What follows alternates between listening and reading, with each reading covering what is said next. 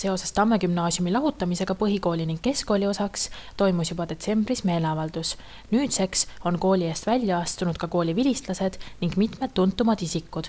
Nende hulgas reformierakondlane Neinar Seli ning oma toetuskirja on saatnud ka Eesti Maaülikooli rektor Mait Klaassen. Tamme gümnaasiumiga on selline probleem, et ta on Tamme linnas toredas hoones, kuhu koliti 5. keskkoolist, kus ta oli õiguseellasena.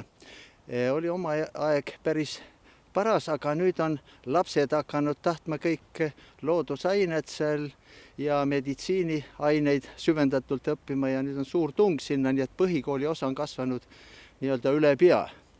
Kui olukord tundus juba praegu väga terav, siis 18. jaanuaril kirjutas Tartu abilinnapea Tiia Teppan alla dokumendile, millega muudetakse Tamme gümnaasium riigigümnaasiumiks. Hiljuti kuulsime, et tekkis niisugune sala MRP, et tuli haridusministeerium ministri esinduses siia, linnapeaga kuskil volikogu laialdaselt polnudki informeeritud, rääkimata koolist ja siis vaikselt otsustati, tehti kokkuleppekene, et nüüd riigistame, et siis ei saa enam midagi teha. Siis helistas mulle Olev Raju, tuntud majandusteadlane professor, kes ütles, et kui nüüd ära riigistaks, siis on lõpp selle Tamme gümnaasiumi ja siis tõusis kogu kool üles ja seda isegi nimetame laulvaks revolutsiooniks. Tuntud Tamme gümnaasiumi vilistlane, peaminister Andrus Ansip ei poolda aga sugugi oma Tartu kolleegide otsust jagada kool 2.